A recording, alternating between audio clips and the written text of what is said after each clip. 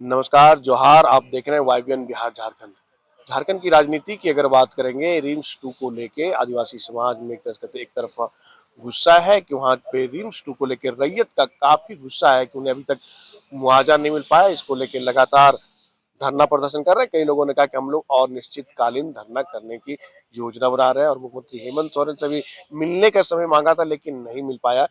और कई मसले हैं, कह सकते हैं कि परिसीमन को लेके लगातार झारखंड में चर्चाएं परिसीमन को लेके कि आखिर कई लोग उसको मान रहे हैं कि परिसीमन होनी चाहिए, दूसरे समर्थक कह रहे हैं कि परिसीमन नहीं होनी चाहिए। इन तमाम मसलों को बात करने के लिए हमारे साथ है आदिवासी नेता लक्ष्मी नारायण मुंडा जी। लक्ष्मी जी, सबसे पहले आपका वाईबीएन बिहार में बहुत बहुत जोहार रहेगा। जोहार जोहार जोहार। तो ये जो रिम्स 2 को लेके चल रहा है, कई लोगों ने कहा है हमें अभी तक मुआवजा नहीं मिल पाया है, कई लोग और निश्चितकालीन धरना को लेकर योजना बना रहे हैं और कई लोग धरना पे बैठ चुके हैं। इसको आप कैसे देख रहे हैं? क्या होनी चाहिए? क्या सरकार बात नहीं मान पा रही है या जो आदिवासी समाज है उनको समझाने में नाकामयाब हो रही है? देखिए, रिम्स 2 का जो भी लड़ाई बोली है उसको वहां से देखा जाना चाहिए। कोई भी सरकार नीतियां लेती है तो व्यापक जन समुदाय में अगर विरोध होता है, आंदोलन होता है, तो सरकारें सोचती हैं। दरअसल रिम्स 2 का लड़ाई राजनीतिक खेल का शिकार हो गया। हम इस बात को इसलिए बोल रहे हैं कि वहां की जनता की जो मांगे हैं, मांग के साथ बहुत सारे जो अभी सरकार में शामिल हैं, ये लोग भी एक दौर में आंदोलन में शामिल थे। लेकिन अभी वर्तमान दौर में ये हो रहा है कि भाजपा का एंट्री लेने से, खास तौर से आप गौर कीजिए, डबल स्टैंड का जो रहा है भाजपा का, चंपाई सोरेन पूर्व मुख्यमंत्री का जो अभी भी वो आंदोलन करेंगे, डूडी बजाएंगे बोले थे। लेकिन सबसे महत्वपूर्ण बात है कि आप सही रहिएगा तब आप गलत को बोल सकते हैं। भाजपा से जुड़े लोगों से भी सवाल है, आज रिम्स 2 बन रहा है, इसका कारण क्या है पहले पता है आप लोग को? हम बता देना चाह रहे हैं। 2011-12 में अर्जुन मुंडा के नेतृत्व में गठबंधन सरकार थी, बीजेपी भी शामिल। हाँ, झामुमो, आजसू और बीजेपी, अर्जुन मुंडा की सरकार थी। अगर इसका सबसे जिम्मेवार अगर है तो भारतीय जनता पार्टी है। भारतीय जनता पार्टी नगरी का जमीन में झारखंड उच्च न्यायालय में अगर हलफनामा शपथनामा नहीं देते, ये नौबत नहीं आती। तो हलफनामा दिया गया कि ये जमीन में कृषि योग्य जमीन नहीं है, हाईकोर्ट में 2011-12 में दिया गया है। और उसी का आधार बना करके हाईकोर्ट ने लॉ यूनिवर्सिटी बनाया। उसी की जमीन है ना भाई, वही एक ही जमीन है, सब है। तो भाजपा एक तरफ इसमें पूरे छेद कर दी है ना, अर्जुन मुंडा का और बचाव को सुन बता रहे हैं। अब बाबूलाल जी बयान देते हैं, चंपाई सोरेन आंदोलन करते हैं। तो सवाल है कि ये ट्राइबल वोट में, आदिवासी वोट बैंक में अभी भारतीय जनता पार्टी का झारखंड में हालत खराब है। आरक्षित जो 5 लोकसभा सीटें गंवाई है, विधानसभा का 28 सीटों में 1 सीट खाली चंपाई सोरेन बचाया है, तो उसको आगे करके ये ट्राइबल कार्ड खेलना चाहती है। आप गौर कीजिए, अगर ईमानदार रहता है तो उड़ीसा का नियमगिरी में जो हो रहा है, डोंगरिया कोंद आदिवासी इलाके का, वहां का नेता को गिरफ्तार कर लिया जाता है, वहां तो उसकी सरकार है। छत्तीसगढ़ में जो हो रहा है आप जान रहे हो, वहां पर चुप रहिएगा, है ना।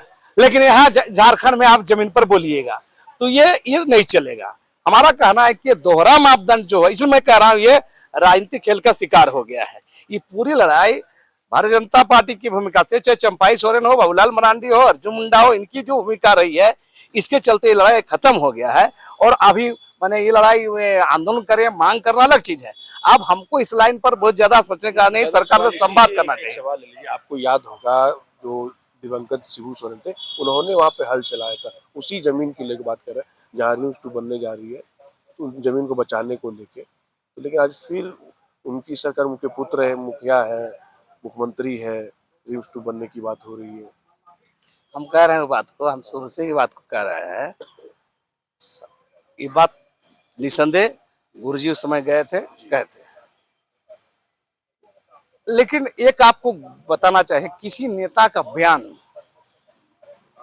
और सिस्टम में आप रह रहे हैं, वहां पर कुछ कार्रवाई नहीं होना। ये दो महत्वपूर्ण बात, इस बात को गौर कीजिए।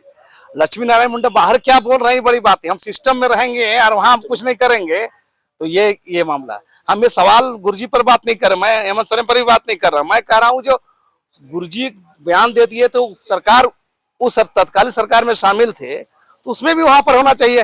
वही सरकार ओथ दे दिया, सब हलफनामा शपथनामा हाईकोर्ट में दिया कि कृषि योग्य जमीन नहीं है, तो इससे हाईकोर्ट को मौका मिला। अब हाईकोर्ट के आदेश से सारा लॉ यूनिवर्सिटी बना, और वही आधार बनाकर रिम्स 2 भी बन रहा है। ये बात, यही मामला है। रिम्स 2 बन रहा है, लेकिन वहाँ तो रैयतों को तो अभी तो मुआवजा नहीं मिला है। तो सरकार को, कई लोगों ने कहा कि नहीं, उन लोगों को मुआवजा मिला, तो लोगों ने एक्सटेंड कर दिया, नहीं लिया है। हाँ।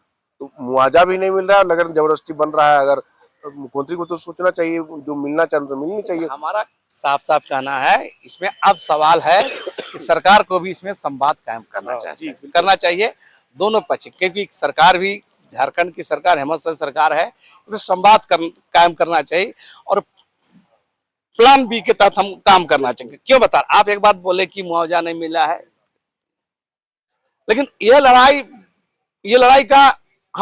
को इसलिए हम मान रहे हैं, एक तो मुआवजा लेने की बात कर रहे हैं, दूसरा बोल रहे हैं कि कृषि योग्य जमीन है। जी हाँ, ये दोनों बात। हाँ, दोनों बात। आपको एक्सटेंड करना होगा, आपको तो सरकार संवाद कैसे काम करेगी? एक स्टैंड पे रहना। हाँ, आपको हमारे plan A, plan B, plan C होना चाहिए, वैकल्पिक डिसीजन भी होना चाहिए। हमारा सरकार नहीं मान रही, सरकार कर रही, तो आप एक तो कॉन्स्टिट्यूशनल लड़ाई लड़िए, कानूनी लड़ाई लड़िए, है ना। दूसरी चीज है कि आप उस पर नहीं है तो आप सरकार से संवाद करके वैकल्पिक चीजों पर बात करनी चाहिए। तो ये दोनों चीज नहीं हो सकता। एक तरफ बोले कि नहीं किसी जो जमीन है, दूसरा मुआवजा नहीं मिला है, ये दोनों चीज नहीं चलेगा। आपको स्टैंड करना होगा। हमारा इस पर साफ साफ कहना है, सरकार से संवाद काम करके इस पर बात करनी चाहिए। और हम चाहेंगे राज्य के मुख्यमंत्री हेमंत सोरेन को भी यहाँ के लोगों के, नगरी के लोगों के साथ इंसाफ करते हुए उनके बेहतरी के लिए उनके वैकल्पिक कोई समाधान का रास्ता निकालना चाहिए। दादा, आते हम लोग परिसीमन को लोग, केंद्र सरकार पूरी तरह से एक्टिव हो चुके हैं। उन्होंने, आप जो आपने भी देख रहा है कि बंगाल का क्या हुआ, महाराष्ट्र में क्या हुआ, वो इसलिए उनके विधायक को कह सकते तोड़ रहे हैं, चाहे कुछ खुद से आ रहा है। परिसीमन को लेके लगातार केंद्र सरकार एक्टिव है। झारखंड की अगर बात करेंगे तो परिसीमन होनी चाहिए, कई लोग कर रहे हैं नहीं होनी चाहिए, कई लोग कहीं होनी चाहिए, क्योंकि हमने दोनों में अटेंड किया, कॉन्फ्रेंस हुआ, बंधु तिर्की कर रहे हैं कि इसको लेके होनी चाहिए, दूसरा गुट कर रहे हैं कि नहीं होनी चाहिए, संजय पांडे जैसे लोग कर रहे हैं कि नहीं, परिसीमन होना ही नहीं चाहिए। तो आप क्या मानते हैं? कोई भी बात राजनीतिक पार्टियों की राजनेता क्या बोलते हैं या कोई एक्टिविस्ट क्या बोलते हैं, ये अलग बात है। मूल बात क्या होना चाहिए? मूल बात है कॉन्स्टिट्यूशन बात क्या है, संवैधानिक बात क्या है। हम कह रहे हैं कि देख रहे हैं कांग्रेस के नेता लोग, खासकर बंधु तिर्की के नेतृत्व में और तमाम एक्टिविस्ट उस पर परिसीमन नहीं होना चाहिए, इस बात को बोल रहे हैं। और परिसीमन होना ही तय है। आपको बता, परिसीमन को कोई रोक नहीं सकता है। बिल्कुल है ना। परिसीमन आयोग जो बना है, कॉन्स्टिट्यूशन कमीशन है, वो आयोग है, वो बनेगा ही, परिसीमन आयोग परिसीमन करेगा ही। सवाल ये है कि पहला तो इस पूरे खेल में खास तौर से कांग्रेस के नेताओं को कटघरा में खड़ा करना हम चाहते हैं। क्यों? आप गौर कीजिए, बार बार हम कर रहे हैं कि परिसीमन की जो लड़ाई है, ये आधा लड़ाई है। ये आदिवासियों को गुमराह करने का, आदिवासियों को धोखा देने की लड़ाई है। अगर सिर्फ परिसीमन की बात आप कर रहे हैं तो, अगर परिसीमन की बात कर रहे हैं तो ये धोखा देने, क्योंकि आज बोल रहे हैं कि आदिवासियों की सीट घट रही है, लोकसभा की सीटें घटेगी, विधानसभा की सीटें घटेगी। अभी तक जो रिपोर्ट है कि लोकसभा की 1 सीटें घटेगी और विधानसभा की 6 सीटें घटेगी। मेरा साफ साफ कहना है। लेकिन नहीं, तो अमित शाह कह रहे हैं कि नहीं, सीट हम लोग जो है उसको 50% बढ़ाने का काम करेंगे। ये भी बातें तो आ रही है ना। सीट उस एवरेज में सीटें बढ़नी चाहिए ना जी, उस एवरेज में, उस औसत में, उस अनुपात में सीटें बढ़नी चाहिए। तो सीटें बढ़ेगी नहीं बढ़ेगी, गारंटी होना चाहिए ना। अगर 28 सीट है तो 28 होना चाहिए, 50 सीट बढ़ेगा तो और बड़ी, 40-50 सीट होना चाहिए। आदिवासियों का, जी। तो वो हिसाब से सीट नहीं बढ़ेगा, सीट बढ़ जाएगी जरूर, लेकिन उस अनुपात में, अनुपात में, अनुपात ये सवाल है। तो चाहे आप जो भी बोल रहे हैं, दो तीन कारणों को आप समझिए। झारखंड में विरोध कर रहे हैं आदिवासी समुदाय, बिल्कुल दक्षिण भारतीय राज्य लोग विरोध कर रहे हैं।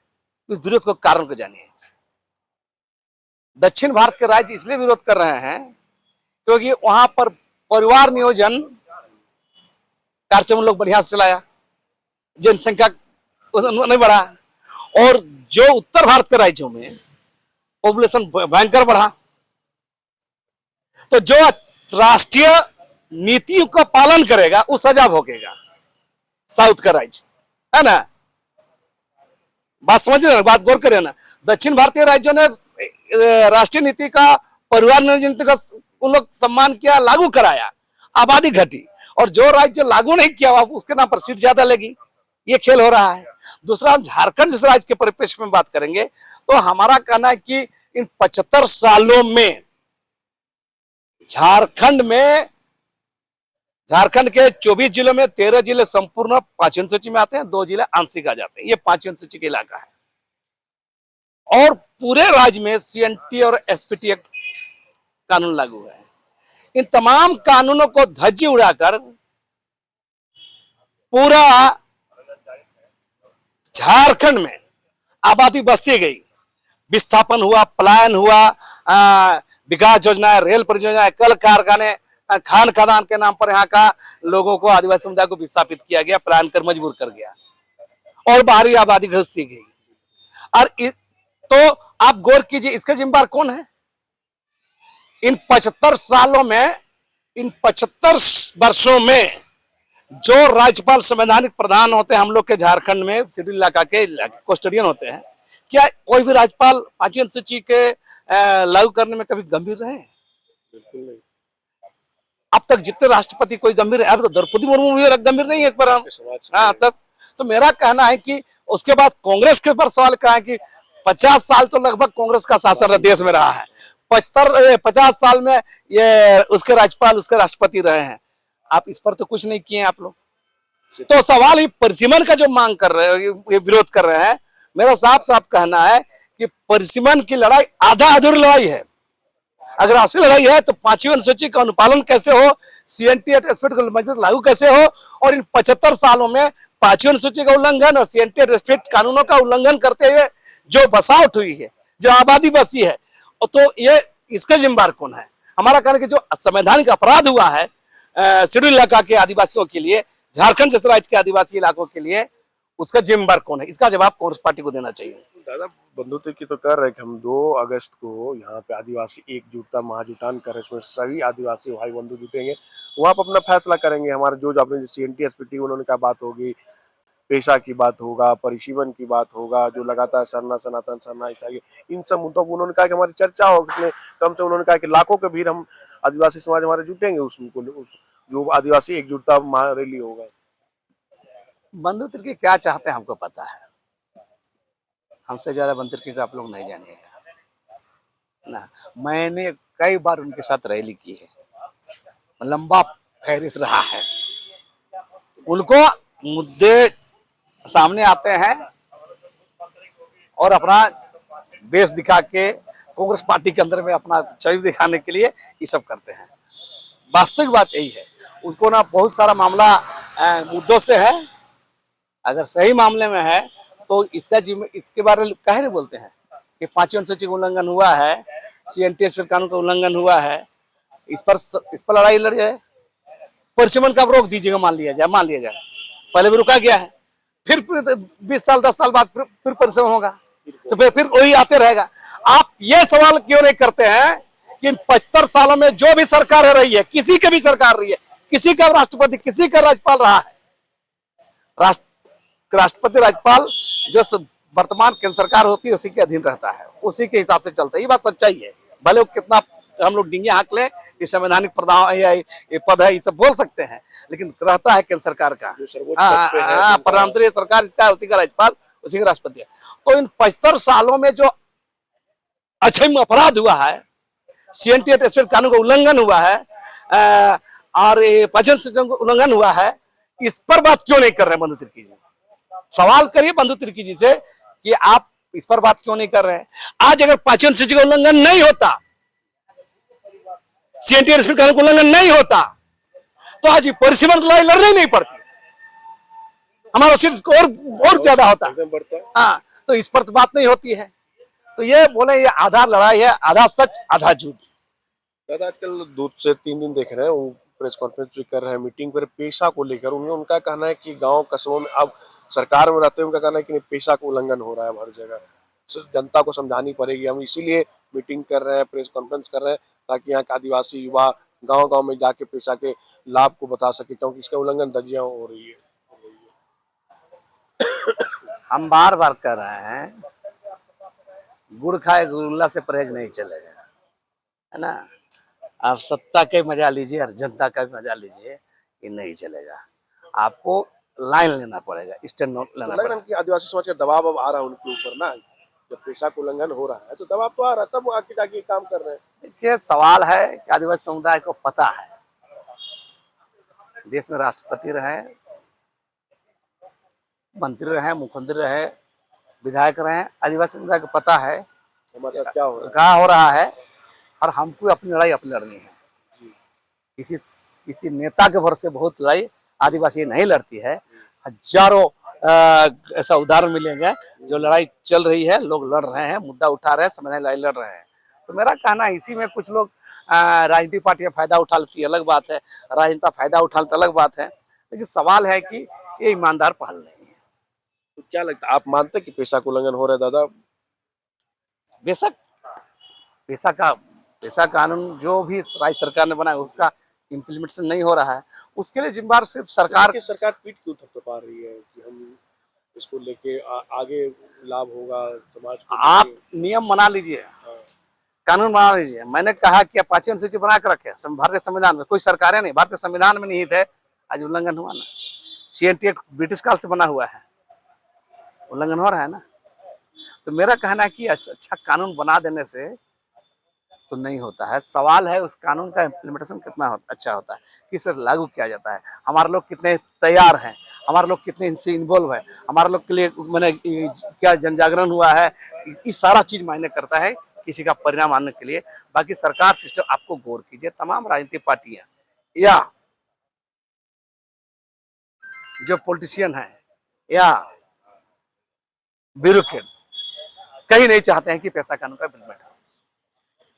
3 उभरती हुई महिलाएं नेत्री है आपके समाज में, तीनों की देखिए अलग विचारधारा दिख रही है। एक कह सकते ज्योत्सना करकट्टा एक अलग धारा में चल रही है, निशा भगत अलग चल रही है, निशा और कब नया नया एंट्री किया उनकी अलग चल रही है।